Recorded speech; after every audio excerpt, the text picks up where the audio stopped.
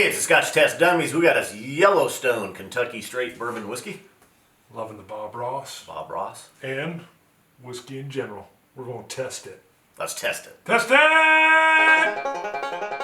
Yeah!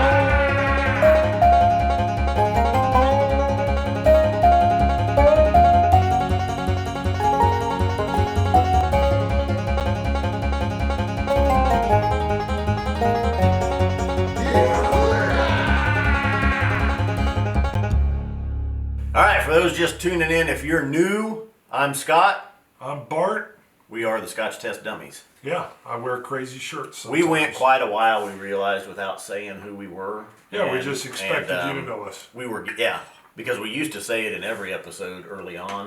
Right. And then we were getting comments about, I think the tall one, I think you're Bart. Yeah. Or, you on the right, I think it's Scott. Right. People didn't know. Didn't know, and we should. I mean, in good form. I'm Bart. He's Scott. We're the Scotch Test Dummies. We bring you a legit review of whiskey, sometimes some other spirits, with a heavy dose of whimsy. We try. Ridiculousness. Ridiculous. If I get you out of your box. Yeah. You got a heavy pour there. Yeah, you did. You want to switch? Nope. I'll pour some back in here. Oh, Lordy. Are you that skilled? Yeah. Wow. He's got a steady hand. He's got a steady hand. He usually can just hit you like an eighth of an ounce. Boom. Yep. Boom. Just hits it right in there. Well done, sir. Nope, I did get a little drop on there. A little drop. All right, Yellowstone. This is Kentucky Straight Bourbon Whiskey. Now, this is distilled and bottled in Kentucky, bottled by the Limestone Branch Distillery. Made that harder for you. I didn't notice. 93 proofs, 46.5% alcohol. Okay, good. Now, and I've had this for a while. I actually bought this when I was down in Dallas back at the beginning of the year. I tasted this back in March. I had two tastings, so I either knew that and I wanted to record the differences and totally forgot I tried it. Well, it's my bottle, so I'm sure you tried it more than... Oh, yeah. Whenever he leaves the bottle, I got to go back to it multiple times. Multiple times. They're real. He buys hard. You buy things that are hard for me to handle, so I really got to really test it. The same trip though in Dallas was when I got the Glenlivet Madura peated, which we just filmed as well. I need more of that. This trip I also bought the Balcones Brimstone. Wow. Remember that one? I'm sure. Yeah, you didn't like that. You said, yeah, I remember. Balcones it's like mesquite smoked wood. Like it was a scrub brush or something they called it. So I've got two different tasting notes that aren't too far away from each other. So I'm going to actually refer to that as we get a little further in, and I'll be flipping back and forth because they were a couple months apart. Now, and as I was pouring this and I looked at it, this looks like the exact same bottle that my Van Winkle 12 is in. I have to put them side by side and look and see. Interesting if they're the same bottle. I've got on my my note back in April says sweet spark on the nose and like a warm earth. And a warm earth. I like that note. When I first opened this, well, I can tell you right now I'm getting some rye notes. Yep. And I don't have them in my notes at first from when I first opened the bottle. I think that's exactly where I'm saying warm earth. And maybe that's because it's been open for a while. It's oxidized a little bit. It's got some air. Some whiskeys do develop a little bit. A lot.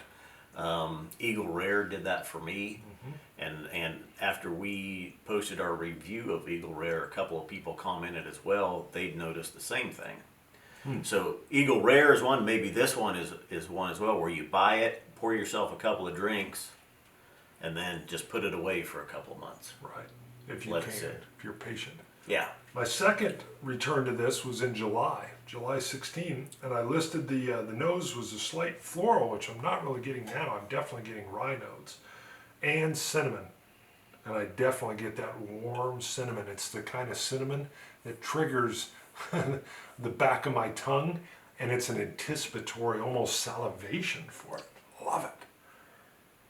Wow. Some of the usual bourbon notes I'm getting on the nose, the cinnamon and the vanilla and the oak with the rye. It's a sweet rye.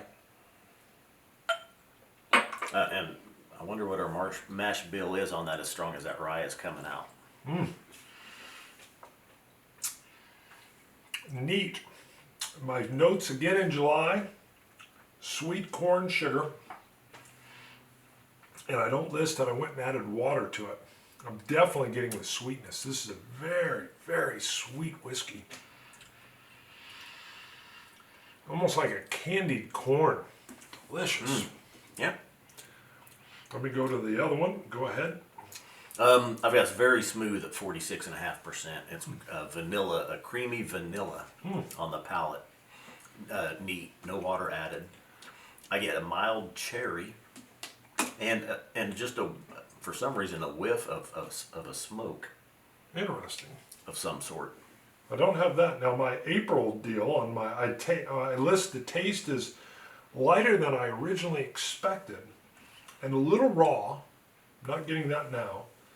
And then I list a creamy cola aftertaste. This is one of the other rare times that I've added in that cola. Now you know what that cola is? What? Cola is the vanilla. Oh. It's a different type of vanilla for me, but it's definitely the vanilla I'm getting in there. A little bit of the rye is more present on the nose than it is on the palate. Maybe there's a little kick of a black pepper spice with it, and just those bourbon notes, that vanilla and the cream and cinnamon and oak. 46.5 ABV, 93 proof. Distilled and aged in Kentucky.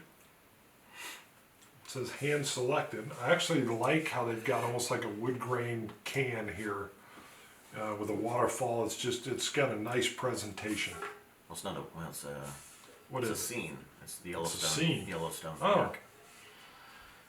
Which I've got my Yellowstone shirt on because Look at you. 2 summers ago we went to Yellowstone. Goodness. Tying And it then in. I bought Yellowstone in Texas. Yellowstone bourbon. That's odd. So you go to Yellowstone, No, don't buy it Yellowstone. there. You go to Texas, Yes. they got What's Kentucky? it. I know. They're just using. It's called the Rebirth of Yellowstone. In 2010, my family and I founded a Limestone Branch Distillery. I won't read the rest, but very interesting. Stephen Beam. Oh, I really like this flavor. I've added some water. Nose is about the same. It has, and I'm bringing it up a notch or 2 in my score from when I originally tasted it. I think the time and a little bit of the oxidation has helped this one. I lean on my bourbons and my ryes to the sweeter flavors. I'm really looking for that robustness with a sweetness. I've been learning this over my bourbon and rye journey, that I lean that way. I'm not looking for a heavier wood flavor. I definitely like those sweet vanilla notes, the toffees, the caramels, and this is definitely delivering. Like I said, I'm still getting some of that cola aftertaste. I just realized I'd have been sitting here and had several sips of it neat. I think it goes great neat. It is pretty good.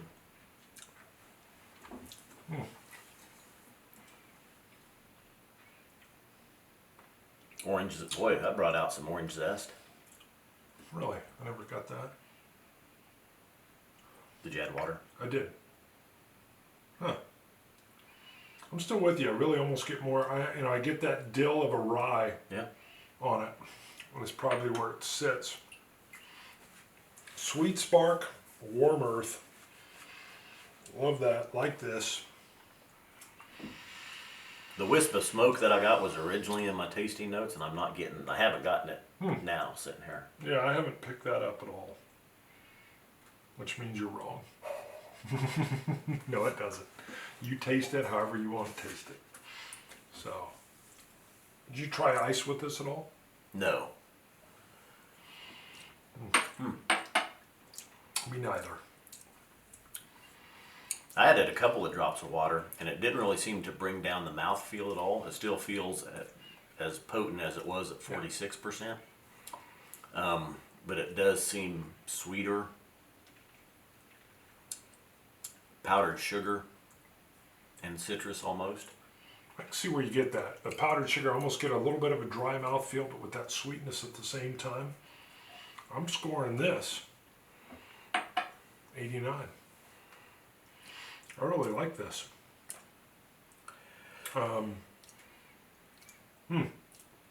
This is pleasant. I'm curious when you purchased this, and as we mentioned in Dallas, first of all, a heck of a trip for you. You brought back some good whiskey from Dallas. Well, look at you. Did I influence you? Here, it's good. Almost no, and I'm debating if it's a 90. But the problem, and I'm at a crossroads because it seems like I've just been scoring. Somebody even commented we've been scoring pretty liberally, and I know I do. What does that mean, though? Of course, I score liberally. I mean, I willy-nilly throw my scores around. Well, You mean high? High. Or high? High. Notice I'm But putting more in yours. that's I know. fine. Yeah. As I'm sitting here tasting, I'm like, this is pretty stinking good. And so I was debating, is it 89 or is it a 90? Oh, yeah. I had it in my notes. I have it as an 87 when I first opened the bottle. Sitting here though today, some of those rye, maybe those rye notes weren't coming out then, or I wasn't getting them. The rye is coming out. The bourbon is in there. It's smooth, creamy, sweet. Yeah. It's really bringing it all. The rye is what does it for me. I love rye. I'm picking up some rye notes in here. That sweetness, that earthiness, that cola vanilla. It's really bringing it. Now, I've got to say, I mean, I know some people have said, hey, I mean, and we always tell you, our score is just my palate. And I'm a dummy. So this is just how it hits me, and it's how it hits me that day. But you can see I've tried this 2 different times. This will be the 3rd time over several different months. And I know what I like. And there's quality coming. We are in a lovely, wonderful time for whiskeys in general. There is so much quality whiskey out there, whether it's Scotch, rye, or bourbon. You've just got a cornucopia. Yes, a cornucopia of goodness that's out there. So I'm not shocked when most of my scores are in the 80s. Doesn't shock me. Well, that's true. I mean, and we've been buying pretty good stuff. We haven't had that much bottom shelf stuff. We've got a Kentucky Deluxe over there. We got some cheaper stuff that we should get shot. Yeah. Matter of fact. Yeah, I want to buy some cheap stuff. And there's a couple looking online. There's a couple reviewers that are next year they're going to quit scoring stuff just because it causes too much dire amongst people. Put no stock in our scores whatsoever, folks. Now, well, no, I'm telling you, do put stock because I tell you what, if I'm sitting here and I taste, I go, this is a 94. Boom, man, this is one of the best. It's a 94. You need to go buy it. But I think you need to go buy it. Is the if I go, well, it's an 80. It's it's blah blah blah. It's this and that. Then you can tell. To me, it's more of a you can judge my reaction, judge the score. I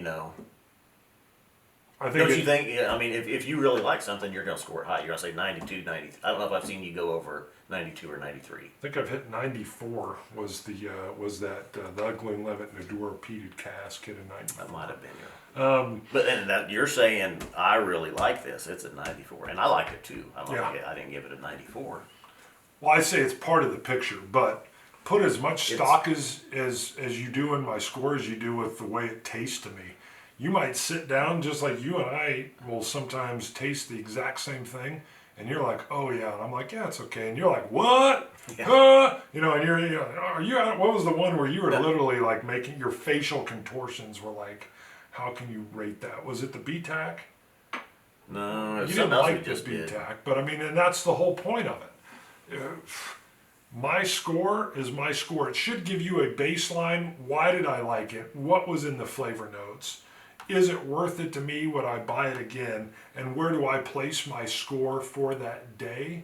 And I've even put out, I've had it and my score's low on my notes, and then I have it after it's breathed and been opened and oxidized a little bit, and it changes and it'll move up a little bit. As we move on in our show, and we're 5 years in, we occasionally revisit something, and I could even see our scores changing from there. And I won't even go back and look and, what did I score it last time? I don't care what I scored it last time. Maybe my taste buds have changed. Who knows? When I was a kid, I hated mustard. Now I dig it. It's true. Yeah, I do too. yeah. I like the Dijon. Boom. So, what else say you? And then we'll sachet on out of here. I don't know. I What did have saute something, and I is. was earmarking it, and then I've done forgot it. You went on for a while. That happens.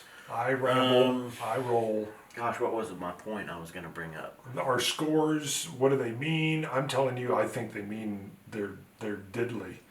I mean, the big thing is if you like my palate, and I tell you I like something. Yes. That is huge. If you hate my palate, and I tell you I like something, you may want to steer clear. That's the beauty of us being on together. We are same but different. We like some similar things, but we veer. We duck and dive on different things. I think that's the value. That's what I'm saying. All right. Is it worth it? And I wish I could remember the price point on this. I don't. It's damn good though. And I want to say is the $50 range. Okay, it's worth it at 50. Yeah, at 50, this is definitely worth it. Yeah. You move up into what I consider my Scotch prices, $60, $70, $80. I'll usually go drop the money on Scotch. I'll get more complexity. But when you're in the $50 range and down, 50 to 30, that's where I really want my bourbons to be. I'll be honest with you. I think there's so much bourbon and rye coming out that the prices will kind of stay low unless we continue with a big push to export to India, China, Korea. But, I mean, you know. Well, I think what you're seeing, a lot of the newer distilleries and stuff that are just starting up, and they're pushing stuff out, that's young or NAS, and they're putting $50, $60 on it, and those are sitting on the shelves. Mm-hmm. And more distilleries are starting up, and they're trying to push their stuff out, and that stuff's not selling. I don't think as much as your well-known stuff, or something that's been around that people know. And so I think we'll start to see those prices coming down. I don't think people will realize, hey, we can't just start making a bourbon and push it out and put $60 on it. If we're going to do that, it needs to have $30 on it. I can see that. I think overall, ladies and gentlemen, we're living in a wonderful time as far as whiskey goes. And we're right in the middle of the heyday right now, and I'm digging it. One quick thing. I thought you wanted me to say it has something. nothing to do with Yellowstone. I've been meaning to bring this up in a bourbon review. Really? But there's been some bourbon, Kentucky Straight bourbon whiskeys and stuff. They age their stuff 20, 23, 25 years. And it reaches a certain point, and it goes sour, basically. Takes on too much of the wood. And we were talking about this in another episode, but a distillery had a batch that had happened to, and they just threw it away. I urge one of you distillers to put it out. I want to know what it tastes like. I want to know what that What if it's real saturated. bad? I want to know what it is. It's like that new commercial with the raccoons. Have you seen that one? No. For one of the insurance companies, but these raccoons are digging in the trash, and this raccoon goes, "Oh my God, this tastes terrible. Oh, Sam, you got to come taste this." He goes, "Well, I don't want to taste it. You said it tastes. Oh, it's terrible. It's like mango and ashtray and something else." He goes, "Come taste it. You got to taste it." He goes, "I don't want to. You said it's terrible. It is terrible, but you got to taste it." I just want to know what it is. But now here's the deal: don't take it and put $100 on the bottle. Okay, So, take that 25-year-old that went bad, put it in a bottle, label it bad shit, and put $20 on it so people can taste it. I want to know what it is. So you think there might be a marketing ploy there, like this went bad, Yes. and it's worth the $15, $20 you're going to pay for it? We were going to but throw it's- this away. It is so terrible. So Put trash can on there. Label it trash can. See, I almost think you could take, if it's over oaked, you could actually take it and blend it with a younger grain spirit and maybe get something good out of it. But I don't know. I'm no, I just don't want. You know what you could if you do? work in a distillery and you can just get Send him a sample. bottle You got out. something you're throwing out, throw it in a Send little us a 200 sample milliliter of bottle and throw bad it to stuff. them. Yeah, say this is crap, and here you go.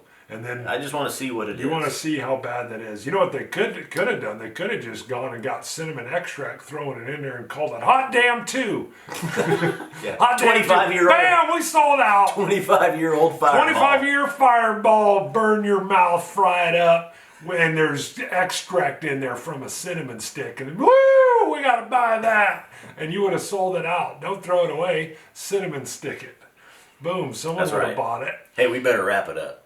We were going to go Wrap short it on up. this. We're at This is 20 gonna minutes. be short. I like what you did there, though. You went off the rails. Usually I'm the one off the Yep. rails, and you went there. I've been meaning to bring that up. Let's do it. I like your meeting. Let's get out of here. Scotch it, you Scotch gods. Cilantro. Dummies.